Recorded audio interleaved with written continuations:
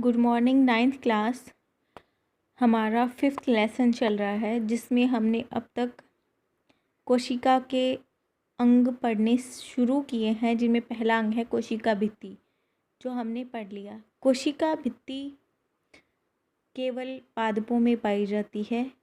उसके अंदर एक कोमल पतली झिल्ली होती है, जिसको हम कोशिका झिल्ली बोलते हैं, सेल मेम्ब्रेन बोलते हैं। ये सभी सजीवों में विद्यमान रहती है। कोशिका झिल्ली के अंदर जितना द्रव भरा होता है, जितने पदार्थ होते हैं, उनको हम कोशिकांग कहते हैं। और उस द्रव्य के अंदर जो भी तरल पदार्थ होता है, द्रव पदार्थ, उसको हम कोशिका द्रव कहते हैं। और सारे कोशिकांगों और द्रव को मिलाकर हम कोशिका द्रव्य कहते हैं। कोशिका द्रव्य के बिल्कुल सेंटर पार्ट में जंतुओं के अंदर ज़्यादातर एक संरचना पाई जाती है, जो एक अलग झिल्ली से घिरी हुई होती है और उसका अपना ही एक द्रव्य होता है, जिसको हम कहते हैं केंद्रक। पादपों के अंदर केंद्रक सेंटर में नहीं पाया जाता, वो एक तरफ पाया जाता है, क्योंकि पादप कोशिका के अंदर बड़ी बड़ी खाली स्थान होते हैं, जिनको हम रिक्तिकाएं कहते हैं। तो उन रिक्तिकाओं के कारण केंद्रक एक साइड की ओर खिसक जाता है। लेकिन जंतु कोशिकाओं में केंद्रक अधिकांशतः मध्य में ही, यानी कि केंद्र में पाया जाता है। इसे केंद्रक इसीलिए कहते हैं क्योंकि ये कोशिका के जितने भी कार्य होते हैं, उनको सुचारू रूप से करने के लिए आदेश देता है। उनको अलग अलग तरीके से उनके कार्य डिवाइड करके देने का काम करता है। केंद्रक के चारों ओर एक पतला सा आवरण पाया जाता है, जो 2 परत का बना होता है, जिसे हम केंद्रक झिल्ली कहते हैं। केंद्रक झिल्ली में छोटे छोटे छिद्र होते हैं। इन छिद्रों के द्वारा केंद्रक के अंदर का कोशिका द्रव्य जो है वो उसके संपर्क में आता है। कोशिका द्रव्य के संपर्क में केंद्रक का द्रव्य आ जाता है, और जितने भी अपशिष्ट पदार्थ होते हैं वो केंद्रक से बाहर आ सकते हैं और आवश्यक पदार्थ केंद्रक के अंदर प्रवेश कर सकते हैं। केंद्रक के अंदर कोशिका विभाजन करने वाले कोशिकांग पाए जाते हैं, जिन्हें हम क्रोमोसोम कहते हैं। ये क्रोमोसोम गुणसूत्र होते हैं।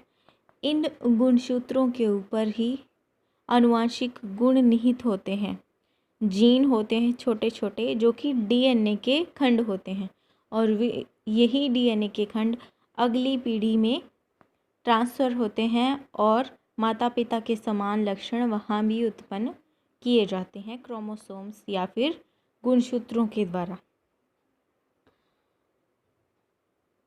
और ये जो गुणसूत्र या क्रोमोसोम हैं, ये डीएनए और एक प्रोटीन होती है, जिसको हम हिस्टोन प्रोटीन कहते हैं, उससे मिलकर बने होते हैं।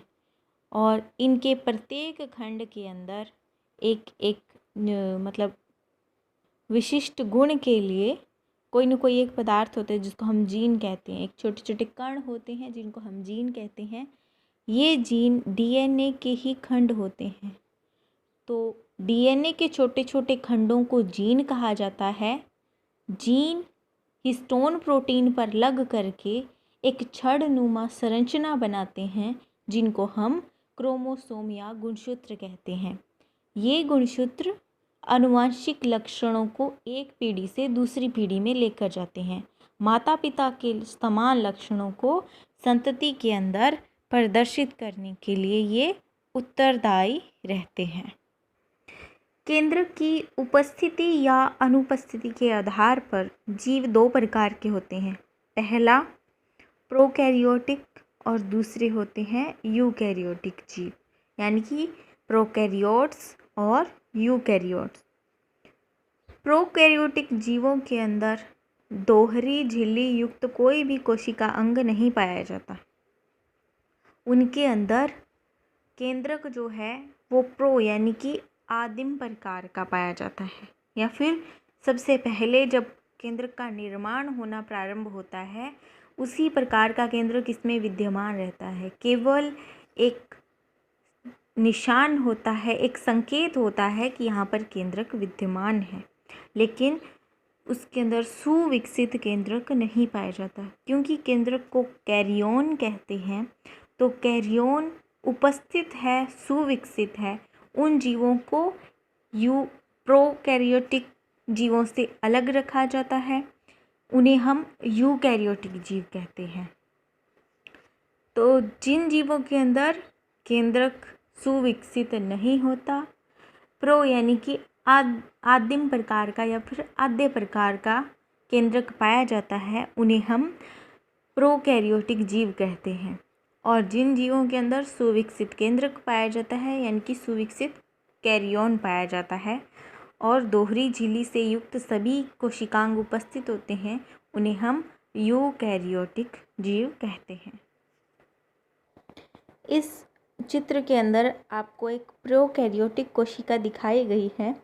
ये एक जीवाणु कोशिका है जिसमें गमन के लिए ये कशाभिकाएं पाई जाती हैं और ये इसके अंदर गति को निर्धारित करने वाली पक्षमाभिकाएं पाई जाती हैं और इनके अंदर एक कोशिका भित्ति पाई जाती है जो कि एकल झिल्ली युक्त होती है। प्लाज्मा झिल्ली पाई जाती है जो कि बहुत ही सरल प्रकार की होती है और राइबोसोम पाए जाते हैं कोशिका द्रव्य के अंदर बिखरे हुए, और ये कोशिका का मुख्य भाग माना जाता है जिसको हम कोशिकाएं बोलते हैं। और इसके अंदर केंद्रक का केवल एक संकेत होता है, सुविकसित केंद्रक का इनमें अभाव रहता है। अब हम नेक्स्ट पढ़ते हैं कोशिका द्रव्य। केंद्रक के बाहर और कोशिका झिल्ली के अंदर जितना भी द्रव्य होता है उसको हम कोशिका द्रव्य कहते हैं। अर्थात कोशिका झिल्ली से जितना क्षेत्र घिरा हुआ है उसके अंदर जितने भी पदार्थ पाए जाते हैं उनको हम कोशिका द्रव्य कहते हैं। ये कोशिका द्रव्य एक तरल पदार्थ होता है जिसके बारे में चर्चा हमने पहले की थी। इसके अंदर कोशिका के सारे अंग विद्यमान रहते हैं जिन्हें हम कोशिकांग कहते हैं, और ये अंग जो है वो अलग अलग प्रकार से झिल्लियों से बंधे हुए रहते हैं, मतलब झिल्ली युक्त कोशिकांग होते हैं। लेकिन अभी हमने पढ़ा था कि प्रोकैरियोटिक कोशिकाओं में ना तो वास्तविक केंद्रक होता है और ना ही दोहरी झिल्ली युक्त, यानी अर्थात एक झिल्ली हो सकती है कोशिकांगों पर लेकिन दोहरी झिल्ली से युक्त कोशिकांग नहीं होते। दोहरी झिल्ली से युक्त कोशिकांग कौन कौन से होते हैं? उनमें मुख्यतः आता है माइटोकॉन्ड्रिया, हरित लवक, केंद्रक इत्यादि अंग। और इन अंगों का अभाव जिन जीवों में रहता है वो या तो आद्य प्रकार के होते हैं या फिर उन्हें हम प्रोकैरियोटिक जीव कहते हैं। ये आपका बहुत इम्पॉर्टेंट क्वेश्चन का आंसर रहता है। प्रोकैरियोटिक कोशिका तथा यूकैरियोटिक कोशिका में अंतर बताइए। तो आप यहाँ पे लिख सकते हैं कि इसका आकार छोटा होता है। यूकैरियोटिक आकार का कोशिका का आकार जो है अधिकांशतः बड़ा होता है। प्रोकैरियोटिक कोशिका का केंद्रकीय क्षेत्र जो है वो सुस्पष्ट नहीं होता, उसे हम केंद्रकाभ कह सकते हैं। लेकिन यूकैरियोटिक कोशिका के अंदर सुस्पष्ट केंद्रक होता है और वो चारों ओर से केंद्र की झिल्ली से घिरा रहता है। प्रोकैरियोटिक कोशिका के अंदर केवल एक ही क्रोमोसोम यानी कि एक ही गुणसूत्र पाया जाता है। इसके अंदर अगर विभाजन होता है तो कोशिका सीधे ही दो भागों में बंट जाती है। लेकिन यूकैरियोटिक कोशिका के अंदर क्रोमोसोम एक से अधिक होते हैं। इनकी मात्रा कोशिका विभाजन के समय पर आधी रह जाती है।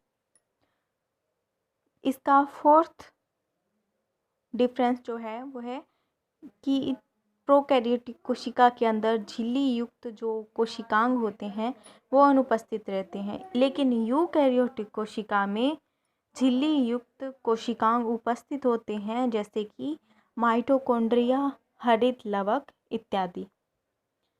सो आई होप यहाँ तक का लेसन आपको समझ में आया होगा। आपको अगर कोई भी प्रॉब्लम है, कोई भी आपकी क्वायरीज़ हैं, तो आप हमें कमेंट कर सकते हैं, कांटेक्ट कर सकते हैं। Have a nice day. Thank you.